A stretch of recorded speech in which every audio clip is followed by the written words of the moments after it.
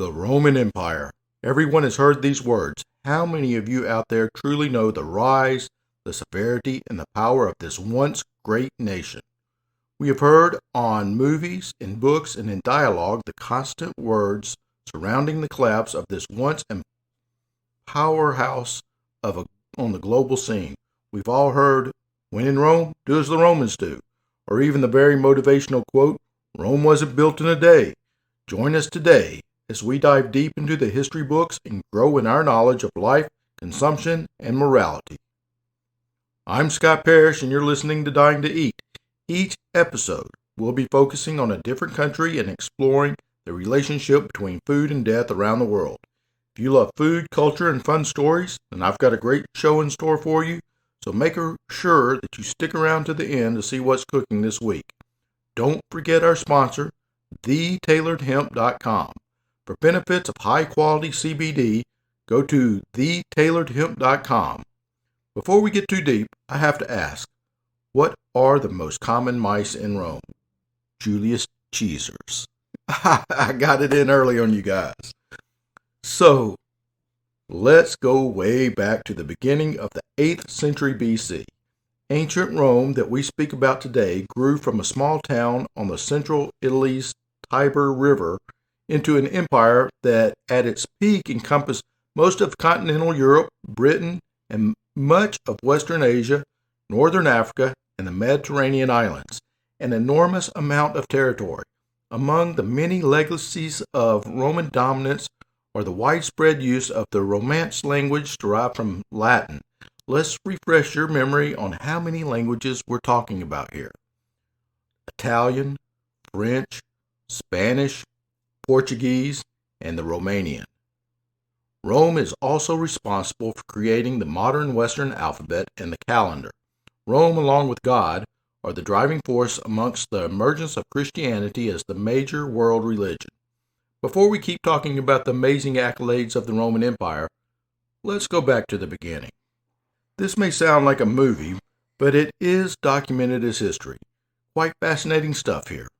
Rome was founded in 753 BC by Romulus and Remus, the twin sons of Mars, the god of war. Listen to this. Left to drown in a basket on the Tiber River by a king of nearby Alba Longa and rescued by a she-wolf, the twins lived to defeat that king and found their own city on the river's banks in 753 BC. After killing his brother, Romulus became the first king of Rome, which is named after him. Hold on a second. I want to know why two babies who looked alike, who were born at the same time from the same mom, would be put in a basket and let go down a river. Is this what the world was like before Planned Parenthood existed? I don't know. Now, we are a bit further back in Rome than I wanted to do for this episode. Let's fast forward to a name that all of us are familiar with, no other than Julius Caesar.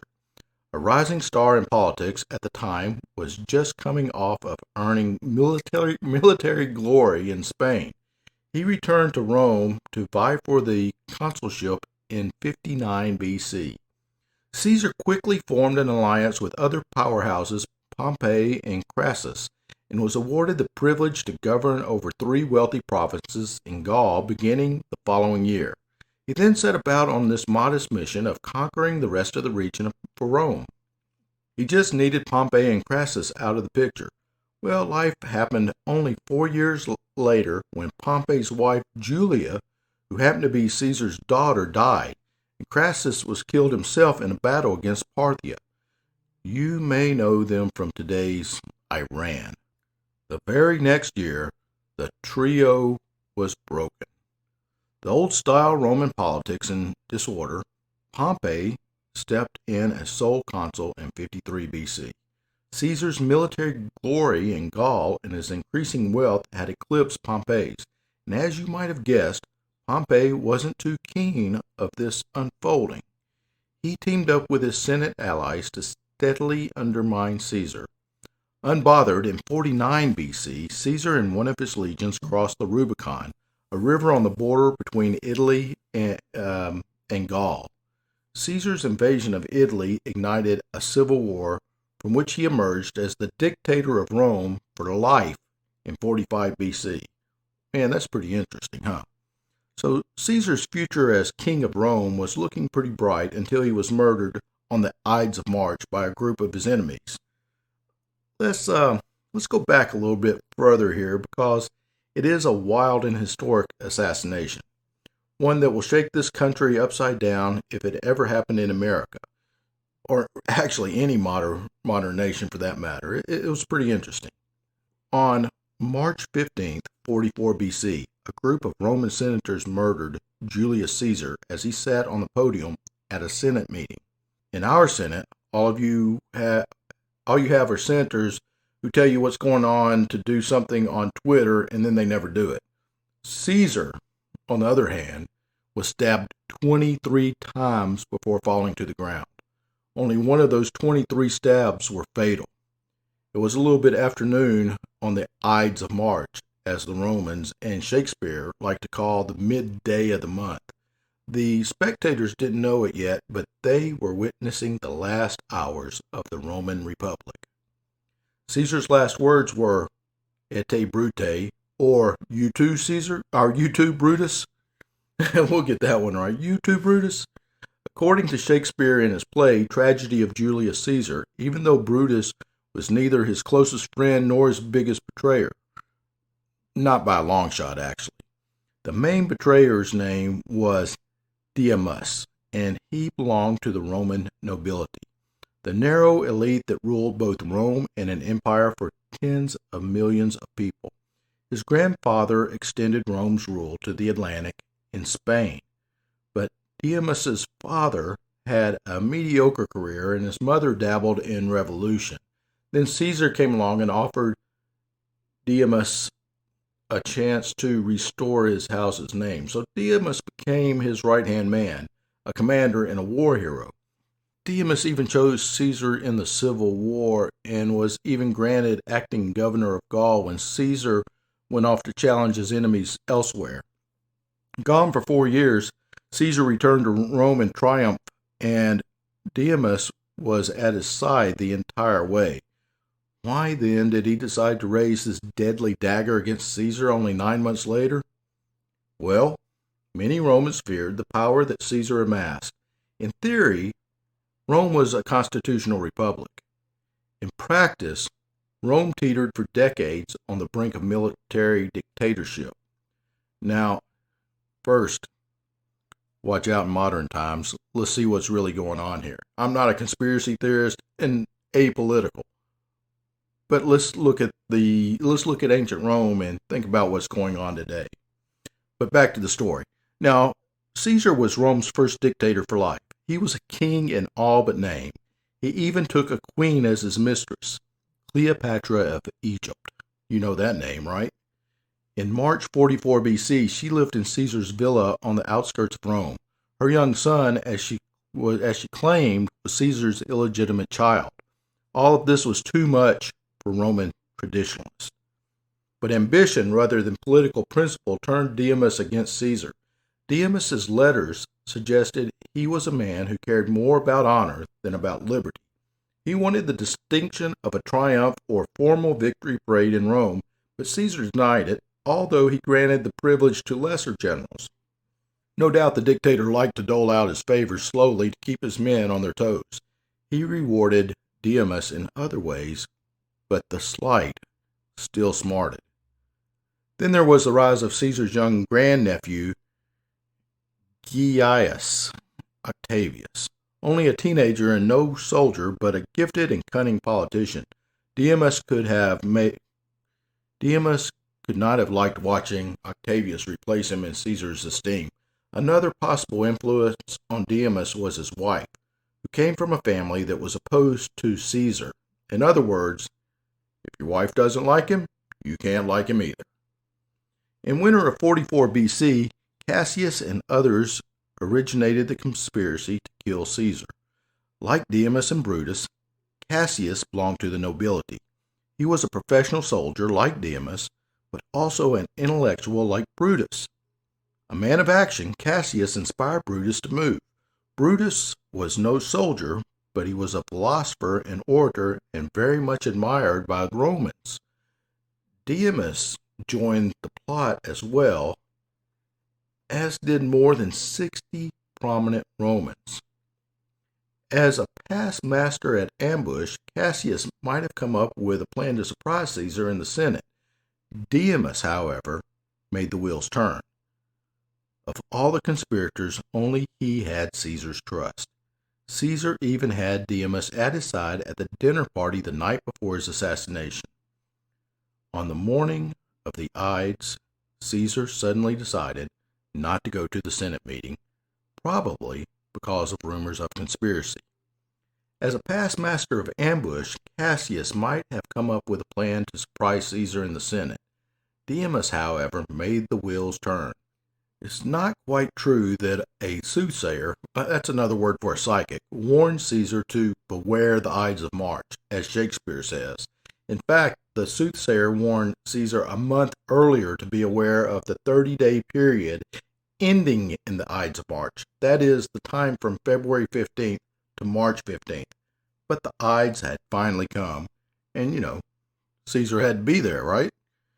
When they heard about Caesar staying home, the plotters sent Demas to Caesar's house to talk him into attending the Senate meeting after all. Of all of the conspirators, only he had Caesar's trust. Afterwards, Demas provided security to the killers. He owned a troop of gladiators who had doubled his private police force. Can you imagine having gladiators protect you? They escorted the assassins to safety on the Capitol Hill and guarded the perimeter during the tense days that followed. That's pretty cool, too. I'd love to have a gladiator guarding me. So, at first, the Roman people supported the assassins as defenders of the constitutional liberty, but they quickly changed their minds when they saw the strength and love of Caesar's supporters. Demas came in for a particular criticism because his closeness to Caesar made his treachery seem all that much worse. Are you ready to have your mind blown with how the story ends? The Judas, and that's the name that keeps coming every time I say Demas, the Judas of the ancient world. Demas had to leave Rome to lead an army in northern in northern Italy, and defend what he saw as a cause for the Republic. Although he started out strong, he was outfoxed by Octavius.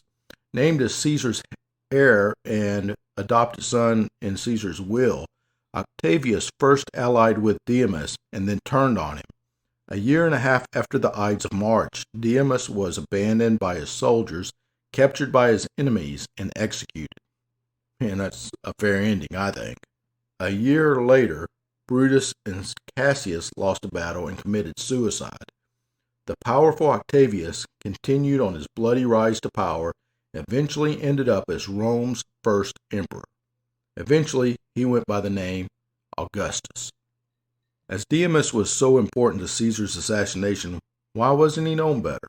That's a good question. In part because Brutus monopolized favorable publicity. His friends and family polished his image in publications after his death. Later, Romans looked back on Brutus with admiration and laid the groundwork for Shakespeare's eulogy of Brutus as the noblest Roman of them all. Not so for Demas. Unlike Brutus, Demas was no wordsmith, nor did he have admirers with a literary flair to tell a story. Yet his role does appear in certain lesser-known ancient accounts. Although Shakespeare made little use of them, they survived until today. So the record allows us to recover the tale of Caesar's forgotten assassination. By 29 BC, Octavian was the sole leader of Rome in all of its provinces. To avoid meeting Caesar's fate, he made sure to make his position as absolute ruler acceptable to the public by apparently restoring the political institutions of the Roman Republic, while in reality retaining all the real power for himself. In 27 BC, Octavian assumed the title of Augustus and became the first emperor of Rome. Augustus' rule restored morale in Rome after a century of discord and corruption and ushered in the famous Romana, the 2 full centuries of peace and prosperity that followed. He instituted various social reforms, won numerous military victories, and allowed Roman literature, art, architecture, and religion to flourish. Octavius ruled for 56 years, supported by his great army and by a growing cult of devotion to the emperor. When he died, the Senate elevated Augustus to the status of a god, beginning a long-running tradition of emperors that followed. Augustus' dynasty that followed his death included the unpopular Tiberius. He ruled from 14 to 37 AD. He was bloodthirsty and unstable. He was followed by Caligula, which was even worse, from 37 to 41 AD. And Claudius, who ruled 41 to 54 AD, was one of the best remembered for his army's conquest of Britain. The line ended with Nero, who ruled 54 to 68 AD, and whose excesses drained the Roman treasury and led to his own downfall and eventually his suicide. 4 emperors took the throne in the rocky years after Nero's death. The fourth, Vespasian, ruled from 69 to 79 AD, and his successors were Titus and Domitian. They were known as the Flavians. I wonder, is that where my boy Flavor Flav got his name? Well, anyway, they attempted to temper the excesses of the Roman court, restore Senate authority, and promote public welfare. Titus, who ruled 79 to 81 AD, earned his people's devotion with his handing of recovery efforts after the infamous eruption of the Vesuvius volcano, which destroyed the towns of Herculaneum and, you probably know this one, Pompeii. So this next part I'm going to tell you about is a little bit redundant, but it is necessary so you get the context of why and how the Roman Empire feels so drastically. The reign of Nerva, which was 96 to 98 AD, that was pretty short. He was selected by the Senate to succeed Domitian and began another golden age in Roman history during which 4 emperors, Trajan, Hadrian, Antonius, Pius, and Marcus Aurelius, took the throne peacefully, succeeding one after another by adoption, as opposed to the hereditary succession. Trajan, who ruled 98 to 117 AD, Trajan, who ruled 98 AD to 117 AD, expanded Rome's borders to the greatest extent in history with victories over the kingdoms of Dacia, now which is northwestern Romania, and Parthia. His successor, Hadrian, ruled 117 to 138 AD, solidified the Roman Empire's frontiers. He famously built Hadrian's Wall in present-day England and continued his predecessor's work of establishing internal stability and instituting administrative reforms. It was between 138 and 161, under the Antonius Pius, when Rome continued in peace and prosperity, but the reign of Marcus Aurelius, 161 to 180 AD, was dominated by conflict. It included war against Parthia and Armenia and the invasion of Germanic tribes from the north. When Marcus fell ill and died near the battlefield of Vienna, he broke with tradition of non-hereditary succession and named his 19-year-old son Commodius as his successor. I'm sorry. I know I'm being juvenile, but I can't help laughing. Commodius, come on. Anyway, what happens when you give a 19-year-old a giant amount of power? The nation declines and disintegrates. The immaturity and, more importantly, the incompetence of Commodius brought the golden age of Roman emperors to a disappointing end in 192. In other words, Commodius flushed away his rule. His death at the hands of his own ministers sparked another period of civil war from which Lucius Sentius Severus emerged victorious in 193. During the 3rd century, Rome suffered from a cycle of near constant conflict. A total of 22 emperors took the throne. many of them meeting violent ends at the hands of the same soldiers who had propelled them to power. Meanwhile, threats from the outside plagued the empire and depleted its riches, including continuing aggression from the Germans and Parthians and raids by the Goths over the Aegean Sea. Finally, some good news came back to Rome after generations of turmoil. In 284 through 305 AD, the reign of Diocletian, oh man, now this is a name that I'm going to have to study here for a second. The reign of Diocletian temporarily restored peace and prosperity to Rome, but at a high cost to the unity of the empire. Diocletian divided the power into so-called Tetrarchy, which is ruled by four, sharing his title of emperor with Maxima. A pair of generals, Galerius and we're getting deep here, people. Constantius were appointed as the assassins and chosen successors of Diocletian and Maxian. Diocletian and Galerius ruled the Eastern Roman Empire, while Maxian and Constantius took power in the West. Look, all I've got to read something is 5 or 6 times, and I might almost be able to pronounce it, but I'm sure that's right now. So the stability of this system fused greatly after Diocletian and Maxian retired from office. The son of Constantius, which was Constantine, emerged from the ensuing power struggles as sole emperor of the reunified Rome in 324. He moved the Roman capital from the Greek city of Byzantium, which he had named Constantinople.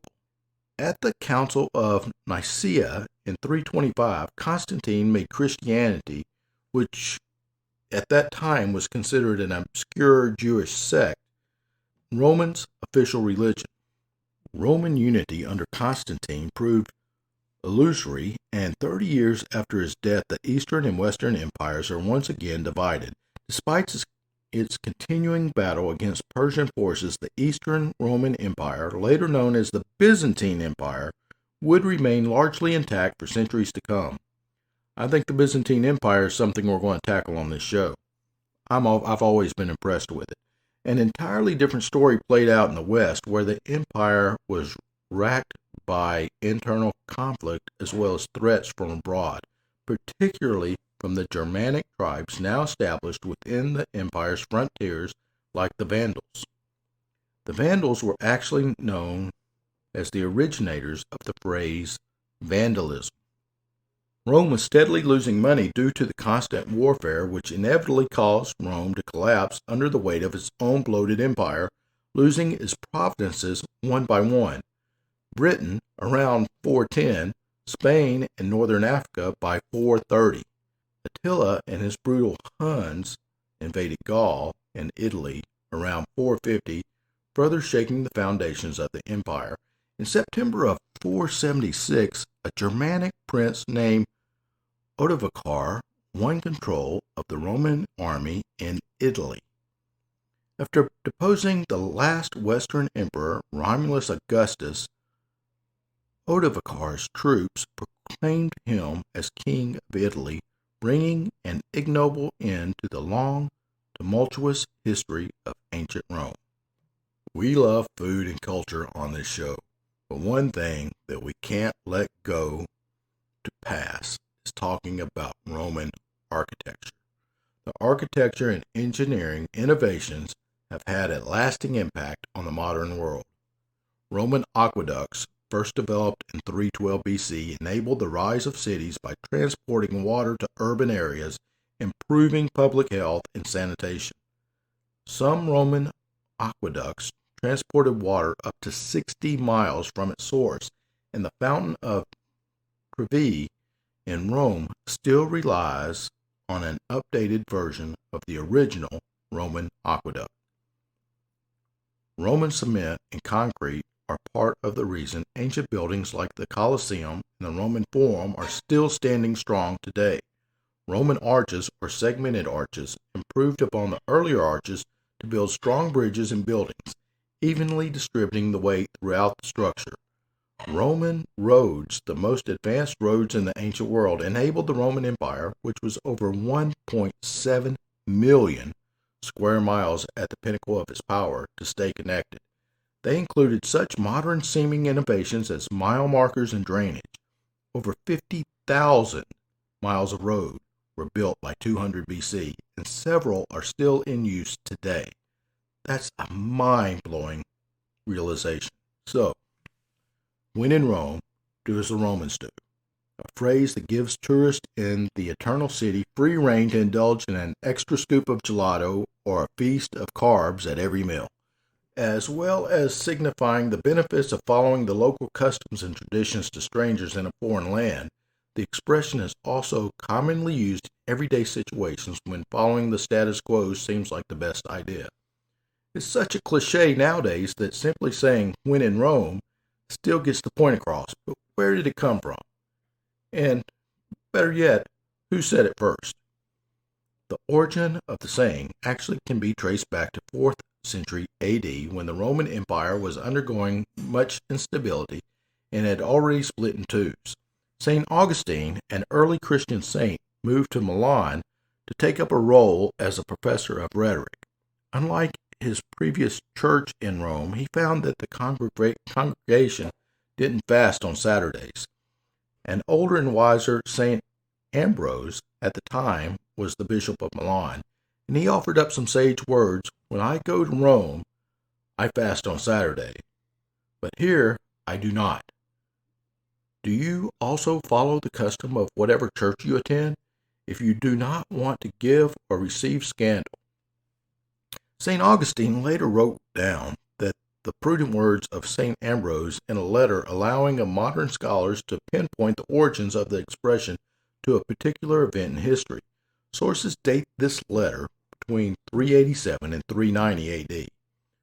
Let's skip forward a millennium, and Henry Porter came close to the modern version of the phrase in his 1599 play, The Pleasant History of the Two Angry Women of Aberton. In the play, they said, "Nay, I hope, as I have temperance to forbear drink, so have I patience to endure drink. I'll do as company doeth, for when a man doeth to Rome come, he must do as there is done." It's pretty wordy. Porter might have advocated doing as the Romans do, but when it comes to drinking, but it was Robert Burton in 1621 who is most likely credited with making the phrase famous, even if he didn't use it explicitly. His book, The Anatomy of Melancholy, states, "Like Mercury, the planet, are good with good, bad with bad. When they are at Rome, they do there as they see done, Puritans with Puritans, Papists with Papists." By the time 1777 rolled around, the phrase was in use almost as much as we know it today, as evidenced in the interesting letters of Pope Clement XIV. The siesta, or afternoon's nap of Italy, siesta. Okay, now I'm going to go back and correct this word, and we're not going to edit it out. The siesta, or afternoon's nap of Italy. My most dear and reverend father would not have alarmed you so much if you had recollected that when we are in Rome, we should do as the Romans do. This was the first time that these words were in print. In recent years, a number of films, TV shows, books, and songs have taken the title When in Rome, all thanks to early Christian confused about the customs in his new church. You are now at the end of this episode, and this episode wasn't built in a day. Rome wasn't built in a day. How many times have you heard that? With layers of stunning architecture, an embarrassment of artistic masterpieces, and countless ancient treasures, and a food culture to die for, the Eternal City is one of the world's greatest cities. Such rich offerings developed over thousands of years as it grew from small settlement to buzzing metropolis, enduring the rise and fall of the Roman Empire, the formation of the Papal States, the Renaissance, and the unification of Italy along the way. The first known reference to the saying wasn't made by a Roman or even Italian, but by a 12th century cleric in the present-day Belgium. Recorded as Rome ne fut pas fait tout en un jour. Oddly enough, I feel very confident that I said all of that correctly. The phrase was captured in medieval French poem dating to 1190 that was published in the book of Le Proverbe au Villion by Swiss linguist Alfred Tobler in 1895. 3 centuries later, the expression appeared in the English language in Richard Traviner's translation of Disraeli's Emmaus work, Adages. It was then even adapted into a playwright's hands in 1538 by the name of John Hayward. This was the point where he gets the credit for how this particular phrase took off running. He may not have actually thought them all up, but a number of expressions featured in his book Proverbs are still common use today. Some of them were out of sight, out of mind, better late than never, and the more the merrier. They're all documented back to Haywood. Shortly after Haywood's publication, other writers began quoting or adapting these phrases, and it was even used by Queen Elizabeth I in 1563 during an address in Cambridge. Good old Lizzie adopted and put her point across in Latin. But this common saying has given me a certain amount of comfort, a saying which cannot take away, but can at least lessen the grief that I feel. And the saying is that Rome was not built in one day. Thank you, Queen Elizabeth I. It was an inspirational message we can all get behind when going through our daily and weekly lives. Okay, let's take this conversation in the food direction, because that's what I'm about. While preparing for this episode, I learned a favorite snack of Roman soldiers was dormouse.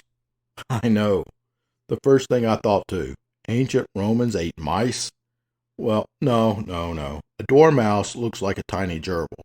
It's actually an animal that is native to Africa, Asia, and Europe. It's more akin to squirrels. As a teenager in rural Tennessee, I hunted squirrels all the time. Due to the small amount of meat, we normally added them to stew. I know that's not everyone's cup of tea, or more pointedly, your stew of choice. It was and is a reality in many rural areas of the United States. The reason the fact of the soldier's diet caught my attention was one book I really like. That's Lewis Carroll's Alice's Adventures in Wonderland. The Disney movie's pretty funny too. There are so many good one-liners in that story. One that you probably recognize is "off with her head." It sounds so horrific, but in context, it carries the scene. One of the key characters was the dormouse. So let's talk about Alice's escapades for a minute. The book was written by Lewis Carroll in 1865. It talks about a girl that falls into a rabbit hole to find this world populated by all kinds of anthropomorphic creatures. It actually began as a story that Carroll told 3 young girls to keep them entertained on a boat trip. Eventually, it became the book that we know 3 years after that trip.